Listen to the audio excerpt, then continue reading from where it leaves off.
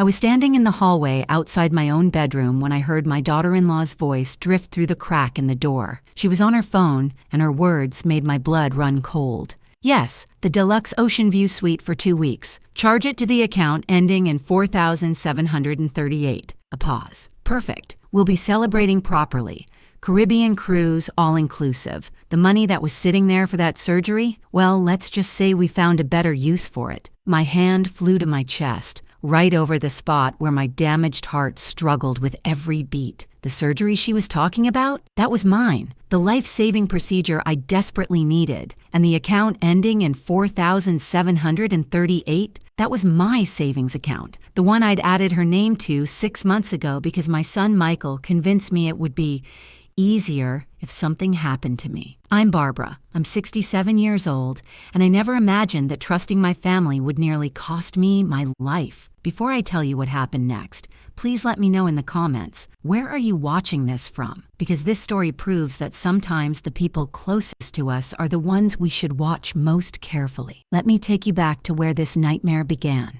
I've lived in Harrisburg, Pennsylvania, my entire life. My husband Thomas passed away 5 years ago from a sudden stroke. He left me our modest home, paid off, and about $75,000 in savings. It wasn't a fortune, but it was enough for me to live comfortably in retirement and handle whatever life threw at me, or so I thought. My son Michael is my only child. I raised him alone after his father walked out when Michael was 3. I worked double shifts as a nurse for 30 years to give him every opportunity. I put him through college, helped him with his first house down payment, and welcomed his wife Vanessa into our family with open arms when they married 8 years ago. For the first few years, everything seemed fine, but about 2 years ago, things started to shift. Vanessa began making comments about efficiency and planning ahead. She worked in finance, and I'll admit, I was impressed by how organized she seemed.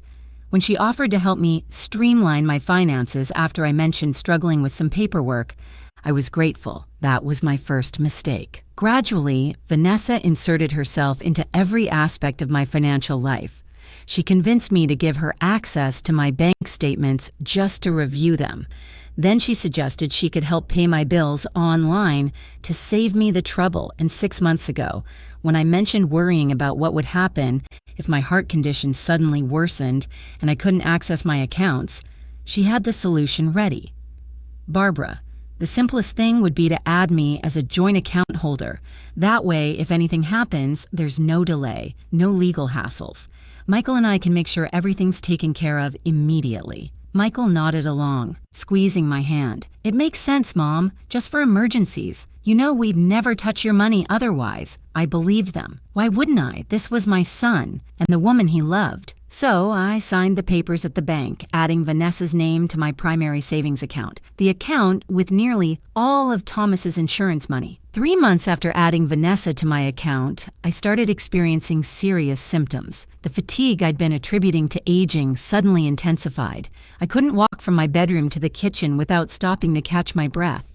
My chest felt like someone was sitting on it, and some mornings I woke up with my heart racing so fast I thought it would explode. My cardiologist, Dr. Rahman, didn't mince words after running tests. Barbara, your mitral valve is severely deteriorating. You need surgery, and you need it soon. Without intervention, I'm giving you maybe 6 months, possibly less. The surgery would cost $42,000 after insurance. I had the money, $75,000 in savings, remember? It should have been straightforward. Dr. Rahman's office scheduled the procedure for 6 weeks out, giving me time to arrange everything. When I told Michael and Vanessa about the surgery, their reactions confused me. Michael looked worried, but Vanessa's expression was different, calculating, almost irritated. $42,000, she repeated, her eyebrows raised. That seems excessive. Are you sure there aren't more affordable options? I stared at her. Vanessa, this is heart surgery.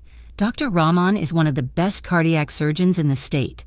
I'm just saying medical costs are negotiable.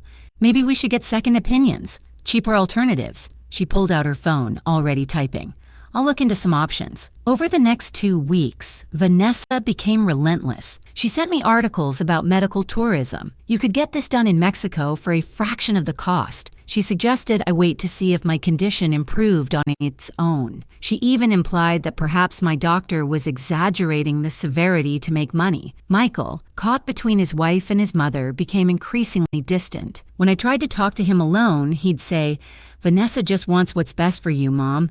She's really good with finances." Then came the day that changed everything. I was lying in bed, exhausted from just taking a shower, when Vanessa knocked on my door. She walked in without waiting for an answer, holding some papers. "Barbara, we need to talk about this surgery." I struggled to sit up. "What about it? It's scheduled for 4 weeks from now." She sat on the edge of my bed, and the look on her face made my stomach drop.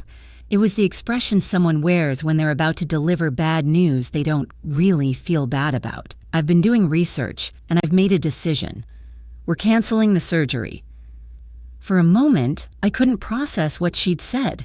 "What? Vanessa, you can't—" "Listen to me."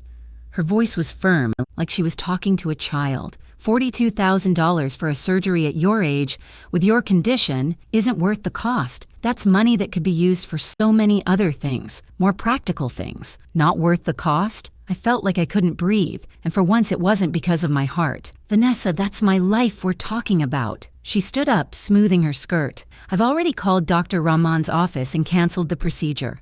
The decision is made. You need to accept this and focus on making yourself comfortable with the time you have left." The room spun. I clutched my chest, gasping. "You canceled my surgery? Vanessa, you have no right." "Actually, I do have the right. As a joint account holder, I have full authority over those funds, and Michael agrees with me." She walked toward the door, then paused. "Oh, and Barbara? I'm implementing some other cost-saving measures. Starting Monday, I'm canceling your prescription delivery service. You can walk to the pharmacy yourself. The exercise will be good for you. And that expensive heart medication? I found a generic version online that's much cheaper.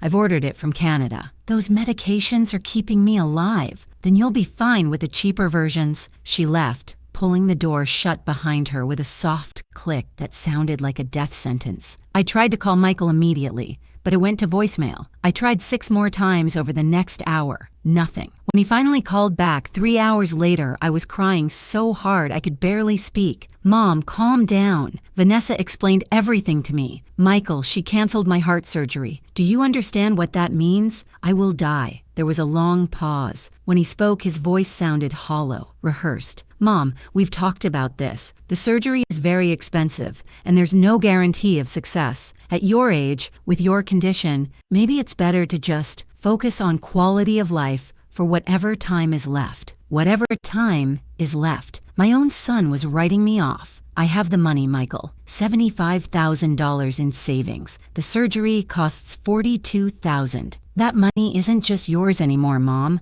Vanessa is on the account too, and she has ideas about how to better use those resources. Resources that could benefit the whole family." The whole family. He meant himself and Vanessa. "Are you seriously telling me that you're okay with letting me die so you can have my money? That's not what this is about." His voice rose, defensive. "You're being dramatic. Vanessa is just being practical. And honestly, Mom, you've had a good life. 77 years. I'm 67, Michael." "Right, 67. That's a full life. Not everyone gets that." I hung up. My hands were shaking so badly I dropped the phone. I spent the rest of that day in bed, staring at the ceiling, feeling my irregular heartbeat counting down the days I had left. But here's what Vanessa didn't know about me. I didn't survive 30 years of nursing, working night shifts in emergency rooms, dealing with life and death situations every single day.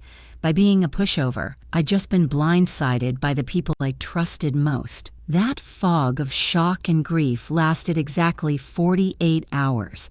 Then it burned off, and underneath was something Vanessa was about to become very familiar with: fury. On the 3rd day after Vanessa canceled my surgery, I dragged myself out of bed, took my medication, and started paying attention. If they thought I was just going to lie down and die quietly so they could inherit my money sooner, they had severely underestimated Barbara Henderson. I positioned myself in the hallway outside my bedroom, where I could hear Vanessa's phone conversations from the guest room she'd started using as a home office. That's when I heard her booking the cruise. After I heard Vanessa booking that cruise with my money, I stood frozen in that hallway for a full minute. My heart was pounding.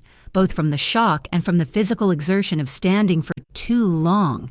But beneath the physical pain was something else, crystalline clarity. She wasn't just denying me medical care, she was stealing from me, and she was doing it while I was still alive to watch. I made my way slowly back to my bedroom and sat on my bed thinking. I needed proof, I needed documentation, and I needed help from someone Vanessa couldn't manipulate or intimidate. The next morning, I waited until Vanessa left for her office job and Michael left for work. Then I called my bank. First National Bank, this is Jennifer speaking. How can I help you? Hi, Jennifer, this is Barbara Henderson. I need to request copies of all transactions on my savings account for the past 6 months. My voice was steady despite my shaking hands. Of course, Mrs. Henderson. I can email those to you, or would you prefer physical copies? Both, please.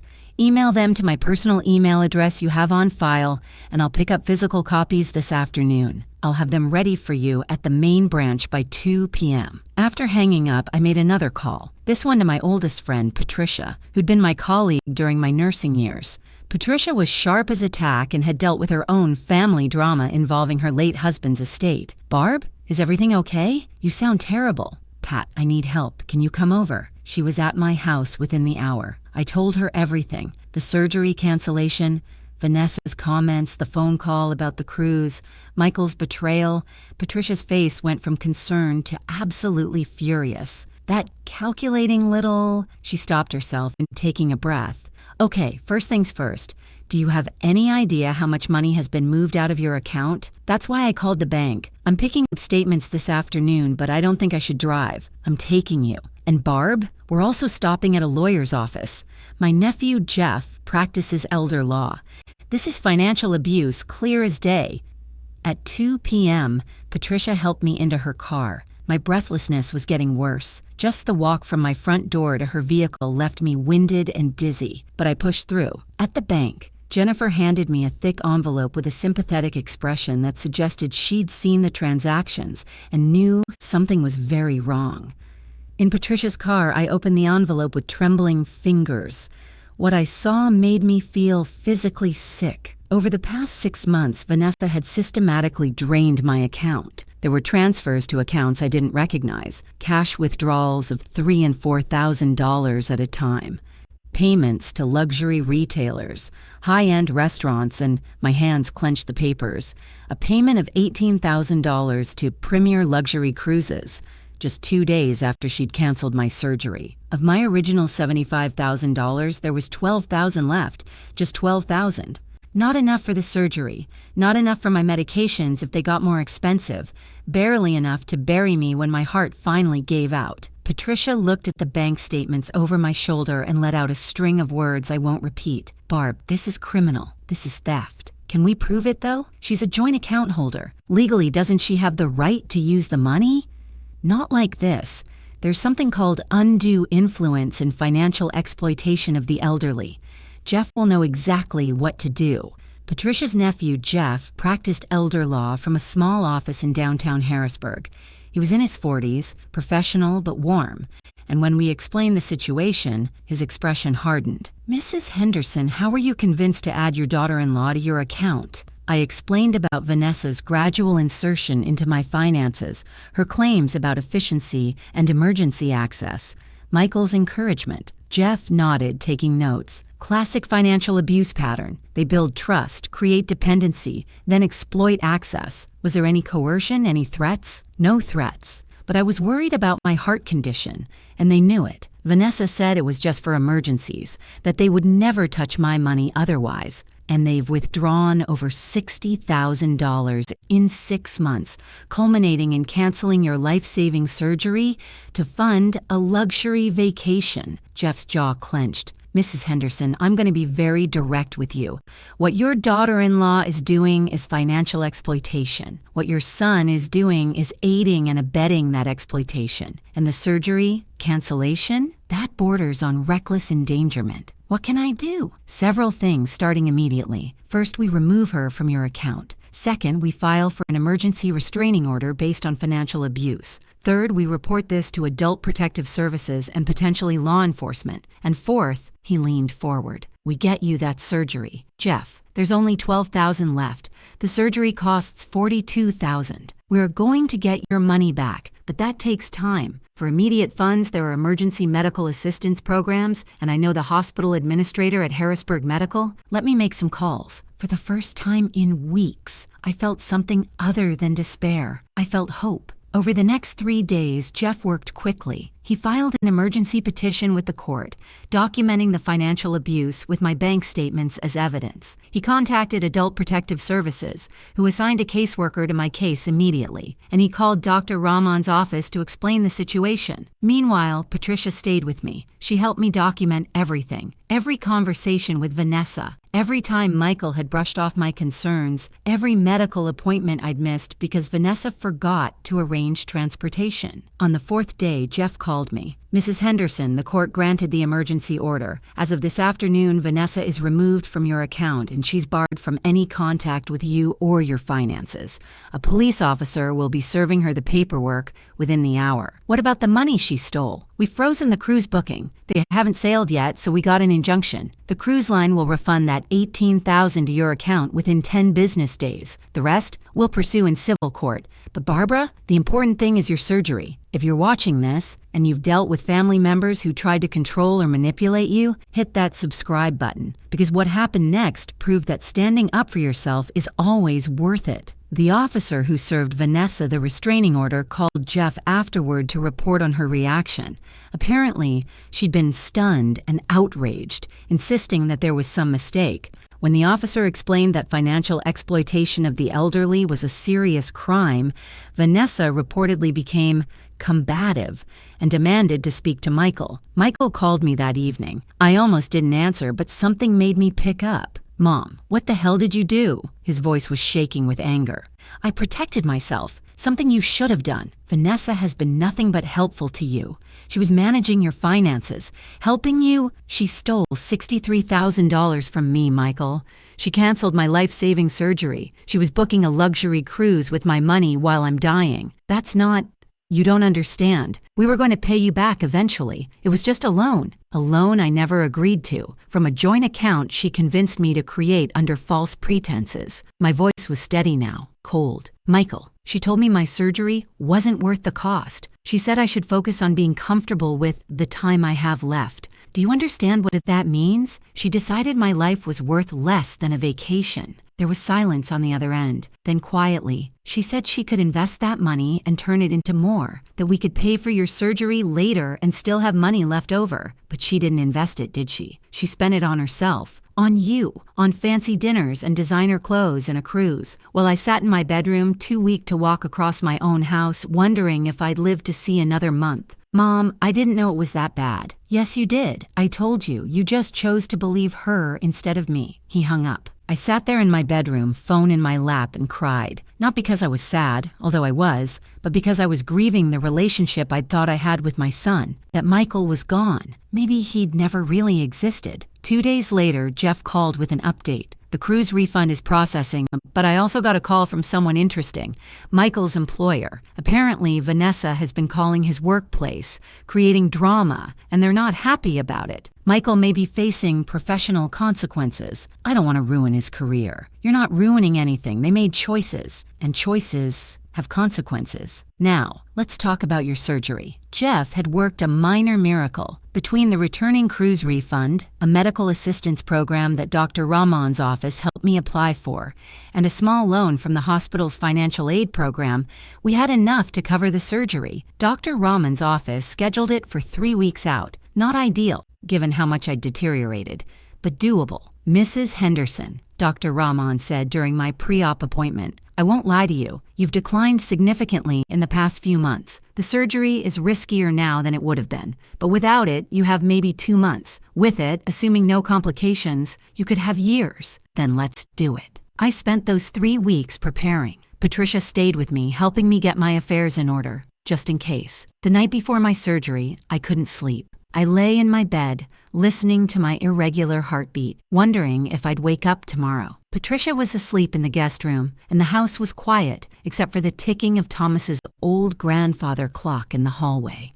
I thought about my life, 67 years that felt simultaneously too long and too short. I thought about Thomas, and whether I'd see him soon. I thought about Michael and the little boy who used to crawl into bed with me during thunderstorms, who'd once told me I was his hero. Where had that boy gone? At 6 a.m., Patricia drove me to the hospital. The surgical team was warm and professional, and Dr. Rahman stopped by to check on me before prep. You're strong, Barbara. Stronger than you think. I'll see you on the other side. The surgery took 7 hours. I don't remember any of it, just the sensation of falling into darkness and then slowly, painfully clawing my way back toward light. When I opened my eyes, I was in recovery. Patricia was there, holding my hand, crying. "You made it," she whispered. "You made it." The recovery was brutal. Every breath hurt. Every movement was agony. But I was alive, and slowly, day by day, I got stronger. A week after surgery, while I was still in the hospital, Jeff came to visit. "How are you feeling?" "Like someone cracked my chest open and operated on my heart," I said, managing a weak smile. "Well, that's because someone did."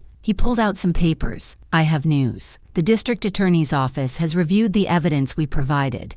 They're pursuing criminal charges against Vanessa for financial exploitation of a vulnerable adult. Given the amount stolen and the life-threatening circumstances, she's looking at serious felony charges." My heart, my new, repaired heart, skipped. "Criminal charges?" "Yes, and there's more. The insurance company that handles Michael's workplace benefits? They conducted their own investigation after the drama Vanessa caused.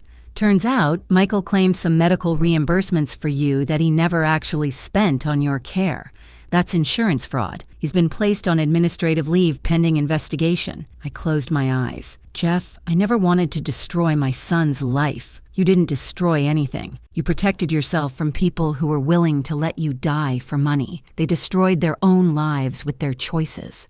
2 weeks after that conversation, I was released from the hospital. Patricia took me home, to my house, where Vanessa was legally banned from entering and where I'd changed all the locks just to be safe. The first morning, back in my own bed, in my own house, breathing without pain for the first time in months, I lay there watching the sunrise through my window and felt something I hadn't felt in a very long time. Peace, not happiness, not yet. The grief of Michael's betrayal was still too raw, but peace, the knowledge that I had fought for my own life and won. 3 days after I got home, there was a knock on my door. Patricia, who was still staying with me during recovery, answered it. "Barb," she called, "someone's here to see you." I made my way slowly to the living room, still weak from surgery. Standing in my doorway was Michael. He looked terrible. Dark circles under his eyes, unshaven, wearing a wrinkled shirt. He'd lost weight. For a moment, I just stared at him. "Mom," his voice cracked. "Can I come in?" Patricia looked at me, her expression clearly saying she thought this was a bad idea, but I nodded. Michael walked in like he was entering hostile territory, which I suppose he was. He sat on the edge of my couch, hands clasped between his knees, staring at the floor. "I lost my job," he said finally. "The insurance fraud investigation. They fired me." I said nothing. "Vanessa left me. The day after the criminal charges were filed, she emptied our joint account and moved back to her mother's place in Ohio. I came home to half our stuff gone and divorce papers on the kitchen table." Still, I said nothing. "I'm not here for sympathy," he continued, finally looking at me. "I don't deserve sympathy. I'm here because I need to say something I should have said months ago." His eyes filled with tears. "I'm sorry, Mom. I'm so sorry." "For what, specifically?" My voice was cold. "For everything, for not protecting you, for listening to Vanessa instead of you, for prioritizing money over your life, for," his voice broke, "for being willing to let you die. Do you understand what you did, Michael? Really understand?" He wiped his eyes with his sleeve. "I tell myself I was manipulated, that Vanessa was controlling, that I didn't realize how bad things were. But that's bullshit, isn't it? You told me. You begged me, and I chose to ignore you because it was easier. Because Vanessa promised me that money would solve all our problems. We had debt, credit cards, a car loan. She said if we could just access your savings temporarily, we could clear everything and still help you later. But you didn't help me later. You bought things. You lived beyond your means, and you were going to take a cruise while I died." "I know." He was crying openly now. "I know. And I have to live with that for the rest of my life, knowing that I almost killed my own mother for money. There's no excuse. no justification. I failed you, and I understand if you never forgive me. I sat back in my chair, exhausted from this conversation and from standing too long. Michael, do you know what hurts the most? It's not the money. Money can be replaced. It's that you were willing to believe I was disposable, that my life had reached some arbitrary expiration date, and it was okay to just let me go. I was wrong. You're not disposable. You're my mother. You gave up everything for me, and I repaid you by... He couldn't finish. We sat in silence for a long time. Patricia stood in the doorway, watching, ready to throw Michael out if I gave the signal. Finally, I spoke. I need you to leave now. I'm tired and I need to rest. He stood immediately. Okay, I understand. At the door, he paused. Mom, I know I don't deserve this, but can I call you sometimes? Check on your recovery? I looked at my son, this man who'd betrayed me so completely, who'd chosen money over my life, who'd stood by while his wife systematically abused me. But I also saw the little boy I'd raised alone, the child I'd sacrificed everything for, the person I'd loved more than anyone in the world. Not yet, I said quietly. Maybe someday, but not yet. He nodded, understanding that this was more than he deserved, and left. After he was gone, Patricia sat beside me. You okay? I don't know. Part of me wants to hate him. Part of me wants to forgive him. Mostly I'm just tired. You don't have to decide today. Healing isn't just physical. Over the next few months, my physical recovery progressed remarkably. Dr. Rahman was pleased with how my new valve was functioning. By month 3, I could walk around my neighborhood. By month 4, I could go grocery shopping without getting winded. By month 6, I felt more energetic than I had in years. So, the legal proceedings moved forward. Vanessa was formally charged with financial exploitation of a vulnerable adult and theft. The prosecution offered her a plea deal, probation, restitution, and a felony conviction, but she rejected it, insisting she'd done nothing wrong. Her case was scheduled for trial. Jeff kept me updated. She's making herself look worse at every turn. Apparently, she told the prosecutor that you were basically dead anyway, and that she was just reallocating resources efficiently. Her own lawyer looks like he wants to quit. Michael's case was different. He cooperated fully with investigators, providing documentation of Vanessa's manipulation and his own poor decisions. He wasn't charged criminally, but faced civil liability for the insurance fraud. He lost his job, his wife, and his reputation. He called once a week, always the same day, always the same time. I never answered, but I listened to his voicemails. Hi, Mom. It's Michael. Just checking in. Hope you're feeling better. Hi, Mom. Me again. I'm working construction now. It's honest work. Thought you'd want to know. Hi, Mom. 6 months sober today. Started going to therapy, learning a lot about myself. None of it good, but I'm trying. Patricia thought I should at least talk to him once. He's trying, Barb. I know, but I'm not ready. 8 months after my surgery, Vanessa went to trial. Jeff took me to the courthouse for the verdict. I sat in the gallery, wearing a nice dress, feeling stronger than I had in years, and watched as the jury found her guilty on all counts. The judge, a stern woman in her 50s, looked at Vanessa with obvious disgust during sentencing. Miss Matthews, you exploited a vulnerable woman who trusted you as family. You stole money designated for life-saving medical care. You attempted to justify letting her die as a cost-benefit analysis. Your complete lack of remorse throughout these proceedings is stunning. I'm sentencing you to 4 years in state prison, followed by probation and ordering full restitution of $63,000 plus interest. Vanessa's face went white. Her lawyer started to object, but she cut him off with a stream of profanity directed at me. The bailiff removed her from the courtroom. Walking out of that courthouse, I felt something release in my chest. Not physically, but emotionally. A weight I'd been carrying for over a year finally lifted. Justice had been served, not because I wanted revenge, but because what happened to me was wrong, and wrong things should have consequences. Jeff walked me to Patricia's car. How do you feel? Lighter, I said honestly. The restitution will take time. She'll make payments through the prison system, then after release. But you'll get your money back. It was never really about the money, I know. It was about the principle, about not letting people treat you as disposable. He was right. That evening, I sat in my living room, my home, which no one could take from me now, and thought about everything that had happened. A year ago, I'd been dying, betrayed by the people I loved most, convinced that my life was ending. Now I was healthy, My heart repaired both literally and metaphorically, sitting in the home I'd fought to keep. The phone rang, Michael's weekly call. This time, for reasons I'm still not entirely sure of, I answered. "Hello, Michael." There was a shocked silence. Then, "Mom, you answered." "I did. How are you feeling?" "Strong. The surgery was successful. I'm healthy." Another silence. "I'm so glad, so incredibly glad. I heard you're working construction." "Yeah, it's hard work, but good. Honest. I'm also in therapy, learning to actually think for myself instead of just following whoever seems strongest." "That's good." "Mom, I don't expect forgiveness. I just want you to know that every single day I think about what I did to you.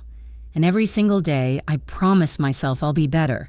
Not for you, I don't deserve to do it for you, but because you deserved a better son, and I want to become that person even if it's too late." I closed my eyes. "It's not about forgiving you, Michael. Not yet. It's about learning to trust again. That takes time. I understand, and I'll wait, however long it takes." We talked for 10 more minutes. Small talk, really. About his job, about my recovery, about the weather. When we hung up, I felt something I hadn't expected to feel. Possibility. Not certainty, not forgiveness. Just the possibility that maybe, someday, we might rebuild something. Now, almost a year after my surgery, I'm 68 years old, and I've never felt more alive. I volunteer at the hospital where I had my surgery, helping other elderly patients navigate the medical system and recognize signs of elder abuse. I've become friends with several of my neighbors. Patricia and I take walks every morning. Sometimes I think about what would have happened if I hadn't stood up for myself, if I just accepted Vanessa's decision and quietly died. My money would have gone to people who valued it more than they valued me. But I didn't accept it. I fought. And that phone call I made to Jeff, that single decision to ask for help, saved my life. If you're watching this and you're facing something similar, remember, you're not disposable. Your life matters, and it's never too late to fight for yourself. That's all from me. Take care.